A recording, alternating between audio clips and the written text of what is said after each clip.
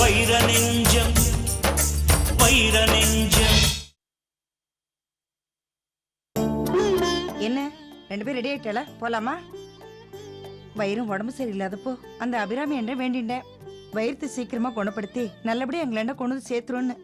என் குழந்தை பத்திரமா என்னண்ட வந்து சேர்ந்துட்டான். வேண்டுதலை நிறைவேற்றணுமோன்னோ, அதான் வாங்கோ நாழியாருது, போலாமா? என்ன நான் பாட்டு பேசிட்டே இருக்கேன், நீங்க ரெண்டு பேரும் பேசாம இருக்கு. சக்தி என்னாச்சுமா? சக்தி பேச மாட்டா, நான் தான் பேசக்கூடாதுன்னு சொல்லியிருக்கேன். நானும் பேச மாட்டேன். என்ன பேச மாட்டேளா? அப்படி என்ன என் மேல கோவம்? நானும் உங்க மேல கொஞ்சம் கோவமா இருக்கேன் மாமி. எல்லாரும் என் மேல கோவமா இருக்கிறதுக்கு நான் என்ன தப்பு பண்ணேன்? கேப்பேல கேள்வி. ஐயா நீங்களே சொல்லுங்க. எத்தனை வருஷமா இந்த வீட்டில் இருக்கீங்க? இது வரைக்கும் ஒரு விவரமாவது உங்களை பத்தி நீங்க சொல்லியிருப்பீங்களா? இல்ல நாங்க தான் கேட்டிருப்போமா? உங்க பூர்வீகத்தை பத்தி இது வரைக்கும் எங்களுக்கு எதுவுமே தெரியாது. எனக்கு தெரிஞ்சதெல்லாம் மாமி மாமி நீங்க மட்டும்தான். அடிக்கடி கோயம்புத்தூர்ல இருந்து லெட்டர் வருது. படிக்கிறீங்க, கண் கலங்குறீங்க, கிழிச்சு போடுறீங்க. ஏதாவது கேட்டா இது சம்பந்தமா எதுவும் கேட்காத அப்படின்னு சொல்லி மழுப்புறீங்க. நல்லா சொல்லுங்க முதலாளி. இப்படிதான் மகாவை வீட்டை விட்டு வெளியில போக சொன்னீங்க. மகா என்ன தப்பு பண்ணினா? அச்சோன்னா அது பெரிய தப்பா? டேய் சும்மாறா. மகா ஏதோ உங்களுக்கும் அவளுக்கும் சம்மந்தம் இருக்குன்னு சொல்ல வந்தால அவளை சொல்ல விடாம திட்டிட்டீங்க. உங்களுக்குள்ள ஏதோ ரகசியம் இருக்கு, சொல்லாம மறைக்கிறீங்க. நீங்க சொல்ற வரைக்கும் உங்ககிட்ட பேச மாட்டேன். மகாவுக்கு உங்களுக்கு என்ன சம்பந்தம்? கேக்குறாருல, சொல்லுங்க. சொல்லுங்க மாமி, மகா யாரு, உண்மையை சொல்லுங்க. நீங்க எவ்வளவு தூரம் கேட்டும் நான் மௌனமா இருக்கேன்னா அதுக்கு காரணம் இருக்கு. மரகதம், உங்க அம்மாவோட வார்த்தைக்கு நான் கட்டுப்பட்டு இருக்கேன். அம்மாவை எதுக்கு இப்ப எடுக்கிறீங்க? நான் கேட்டேனா? நான் உங்களை கேட்கிறேன், நீங்க எனக்கு பதில் சொல்லுங்க. நீ என்னதான் வற்புறுத்தி கேட்டாலும் ஒரே பதில் தான். என்னால பதில் சொல்ல முடியாது. எனக்கு எல்லா விஷயமும் தெரியும் மாமி. ஆனா கவலைப்படாதீங்க, கண்டிப்பா நான் யாருக்கிட்டையும் சொல்ல மாட்டேன். என் வீட்டுக்காரர்கிட்ட கூட சொல்ல மாட்டேன். போதுமா? நோக்கு எப்படி தெரியும்? மகாதா சொன்னா. சக்தி என்கிட்ட கூட சொல்லல? யாருக்கும் சொல்ல மாட்டேன்னு மகா கிட்ட சத்தியம் பண்ணி கொடுத்துருக்கங்க. நீங்க நினைக்கிற மாதிரி மகா பாவப்பட்ட குடும்பத்தை சேர்ந்த பொண்ணோ இல்ல அனாதையோ படிப்பறிவு இல்லாதவளோ கிடையாது. மகா என்ன படிச்சிருக்கா தெரியுமா? MBA. MBA-வா? MBA-வா? பெரிய கோடீஸ்வர வீட்டு பொண்ணு. அவளுக்கு அப்பா அம்மா எல்லாரும் இருக்காங்க. இவளுக்கு மட்டுமே வீட்ல 7-8 கார் இருக்கான். இங்க வந்து டிரைவரா வேலை செய்யறான். கார் பங்களான்னு சொகுசா வாழ வேண்டிய பொண்ணு இங்க வந்து வேலைக்காரி மாதிரி இருக்கா. உங்களுக்கு இன்னொரு விஷயம் தெரியுமா? அவ அப்பாவுக்கு ஏகப்பட்ட பிசினஸ். மகதா 2 கம்பெனி நிர்வாகம் பண்ணிட்டு இருந்திருக்கா. அவ்வளவு வசதியான ஒரு பொண்ணா இங்க வந்து வேலை பார்த்து கஷ்டப்பட்டு இருக்கா. எல்லாத்துக்கும் ஒரு காரணம் இருக்கு. கூடிய சீக்கிரமே உங்களுக்கு எல்லா விவரமும் தெரிய வரும். அது வரைக்கும் மாமி கிட்ட இது சம்பந்தமா எதுவும் கேட்டு அவங்கள சங்கடப்படுத்தாதீங்க. வாங்க மாமி, நம்ம கோயிலுக்கு போலாம். வாங்க.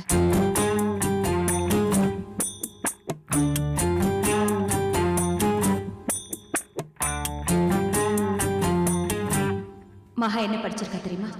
MBA. பெரிய கோடீஸ்வர வீட்டு பொண்ணு. இவளுக்கு மட்டுமே வீட்ல 7-8 கார் இருக்கான். மகாதா 2 கம்பெனி நிர்வாகம் பண்ணிட்டு இருந்திருக்கான்.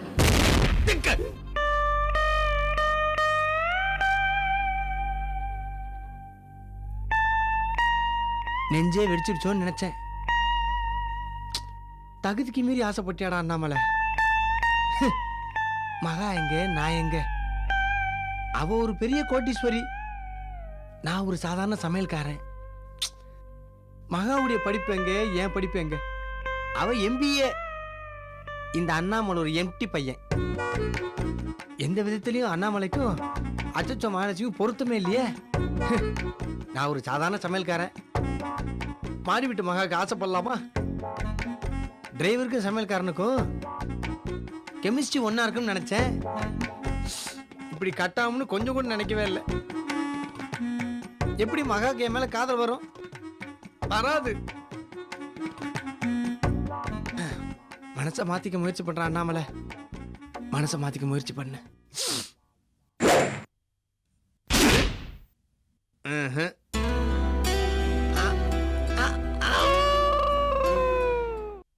ரகு, யோ ரகு, ரகு, என்ன சார்?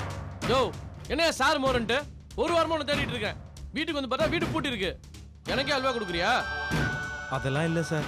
என்னையா இல்ல நொல்லன்ட்டு? உன்னாலதாயா இன்னைக்கு நான் தெருத்துரு அலைஞ்சிக்கிட்டு இருக்கேன்.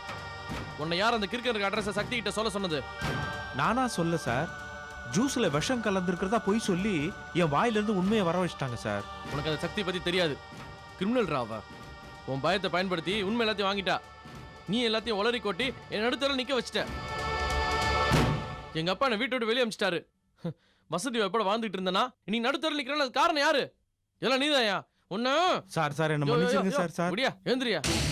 சக்தி மேடம் மிரட்டி கேட்டதால தான் சார் சொல்லிட்டேன். என்ன மன்னிச்சிருங்க சார், ப்ளீஸ் சார். இப்போதான் தோணுது ஏன் தான் உண்மையை சொன்னோன்னு சொல்லி. பெரிய ஐயாவும் என்னை வேலையை விட்டு அனுப்பிட்டாரு. நடந்ததெல்லாம் கேள்விப்பட்ட என் பொண்டாட்டி குழந்தைங்களை கூட்டிட்டு ஊருக்கு போயிட்டா. நானும் உங்களை மாதிரி தான் கஷ்டப்படுறேன் சார். இப்ப போலும் என்ன பிரயோஜனம்? நீ பண்ண காரியம் நம்ம 2 பேரும் நிற்கதி ஆக்கிருச்சு. கையில 10 பைசா இல்ல. எங்க அப்பா வீட்டு பொறுப்பு கம்பெனி பொறுப்பு எல்லாத்தையுமே சக்தி கிட்ட ஒப்படைச்சிட்டான். எங்க அம்மாவாலையும் என் பொண்டாட்டியாலும் வீட்டுல இருந்து 1 ரூபாய் கூட எடுக்க முடியல. வேற வழி இல்லாம எங்க அம்மா நகை எல்லாத்தையும் கொடுத்து இதை வித்து பணம் ஆக்கிக்க சொன்னாங்க. என் நிலைமையை பத்தியா? உங்களுக்கா சார் இந்த நிலைமை? எல்லாம் சக்தியால தான் சார். சக்தி ஒரு பக்கம் இருந்தாலும் உன் வாயும் ஒரு காரணம். நீ மட்டும் சக்தி கிட்ட வயிறு இருக்கிற இடத்த சொல்லாம இருந்திருந்தா அவனை இன்ஜெக்ஷன் போட்டு பைத்தியம் ஆக்கியிருப்பேன். சொத்து முழுக்க எல்லாத்தையும் எழுதி வாங்கியிருப்பேன். எல்லாத்தையும் கெடுத்துட்டியா? இனிமே ஒன்று திட்டி என்ன பிரயோஜனம்? இந்தா இந்த நகை எல்லாத்தையும் வித்துட்டு வா. நானே விற்கலான்னு தான் பார்த்தேன். எனக்கு இதெல்லாம் பழக்கம் இல்லை. எங்கே போய் விற்கிறது, எவ்வளோ பணம் கிடைக்கணும்லாம் தெரியல. பாக்கெட்டில் 10 ரூபா கூட இல்லை. சீக்கிரம் போய் வித்துட்டு வா. குடி. உங்களை இந்த நிலைமைக்கு ஆளாக்குன சக்தியை சும்மாவே விடக்கூடாது சார். எங்க அப்பா அந்த சக்தி வைரம் எல்லாத்துக்கும் ஒரு முடிவு கட்டிட்டேன். நீ இப்போ முதல்ல பணத்தோட வா போ.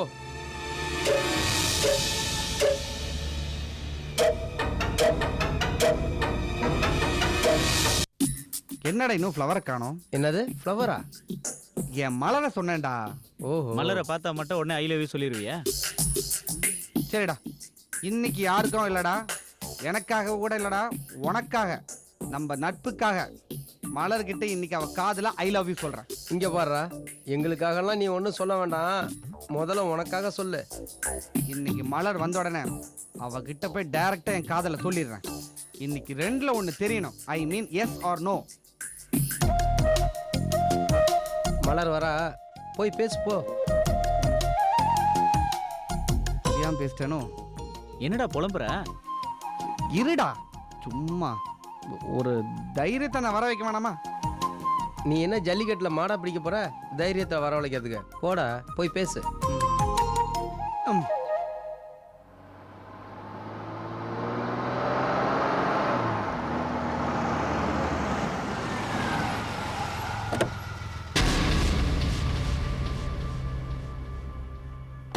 ஹாய் மலர். ஹாய். இவன் எதுக்கு கையில ரோஜா பூவோட வரான்?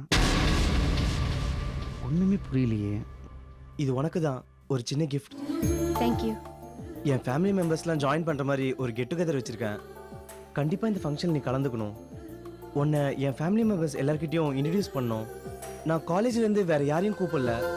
ஒன்று மட்டும்தான் என் மனசுக்கு பிடிச்சிது. கண்டிப்பாக நீ வருவல்ல? இது கெட் டுகெதர்ன்ற விட உன்னை எங்கள் ஃபேமிலிக்கு இன்ட்ரடியூஸ் பண்ணுற ஒரு ஃபங்க்ஷனாக தான் நான் நினைக்கிறேன். கண்டிப்பாக நீ வரணும். வரேன். Okay, see you. Bye. Okay, by.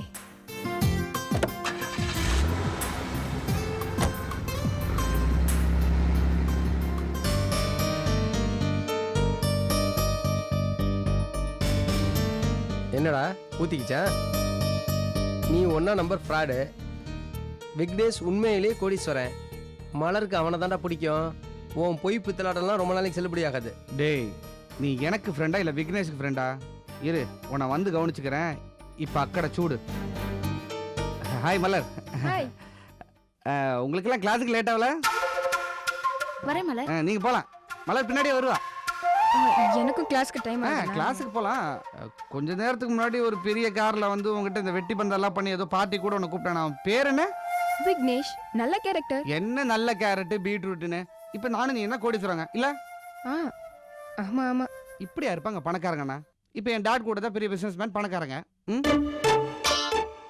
இப்படியே நாங்க பந்தம் கட்டிட்டு இருக்கோம். Get together party function.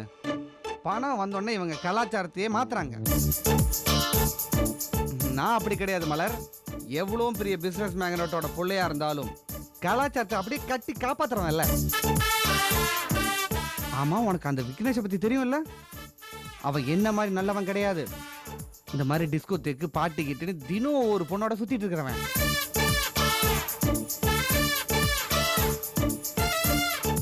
நேத்து கூட அந்த பேட் பாயை ஒரு பொண்ணோட பார்த்தேன், ரொம்ப நெருக்கமா. தயவு செஞ்சு அவன் கூப்பிட்டான்னு பாட்டிக்கிட்டு எங்கேயும் போயிடாத. போக மாட்டேன். மோசமான உலகம். அதுல என்ன மாதிரி நல்லவங்களெல்லாம் கண்டுபிடிக்கிறது ரொம்ப கஷ்டம் மலர். நாம தான் இவங்களெல்லாம் கேர்ஃபுல்லா பார்த்து ஜாக்கிரதையா இருக்கணும். விக்னேஷ் கூட இனிமே பழக்க வழக்கம் எதுவுமே வச்சுக்காத, சரியா? கிளாஸுக்கு போ. படிப்பு தான் ரொம்ப முக்கியம். நான் இந்த விஷயம் உங்கள்கிட்ட சொன்ன ஃப்ரெண்ட்ஸ் யார்ட்டையும் சொல்லிடாத, சரியா? பொறாம பிடிச்சவங்க. நீ மட்டும் மனசோட வச்சுக்கோ. சரி வரேன். மனசுல வச்சுக்கலாம் நான் சொன்னது.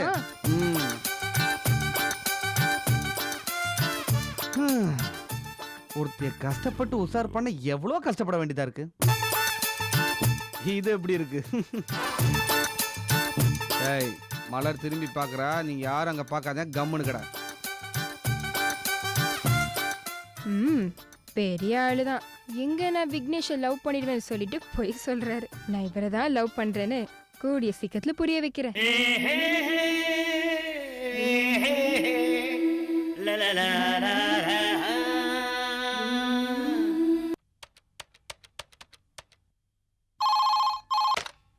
ஹலோ, இது மகா குரல் இல்லையே, வேற யாரோ பேசுறாங்களே. வேலை வெட்டி இல்லாத பசங்களுக்கு இதே பொழப்பா போச்சு. ஏதாவது நம்பருக்கு ஃபோன் பண்ண வேண்டியது, அலோன்னு சொன்னா உடனே கட் பண்ண வேண்டியது. வேட்டி பயலுக. செல்போனை வேற மகா ஆஃப் பண்ணி வச்சிருக்கா. 2-3 நாளா ஃபோன் வேற பண்ணல. அந்த வீட்ல இன்னொரு நம்பர் இருக்குல்ல, அதை அடிச்சு பார்ப்போம்.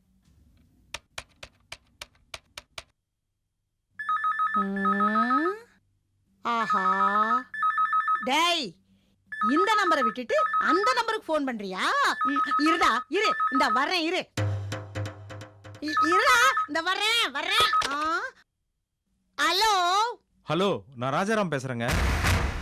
மகா இருக்காங்களா? மகா இருக்கட்டும், நீ யாரு? நம்ம ஏதாவது பேசி குழப்பம் இடக்கூடாது. மகாவே கூப்பிட்டோம். யார் இவன்? ராஜாராம்ங்கிறான், மகாவை கேக்குறான். யாரா இருக்கும்?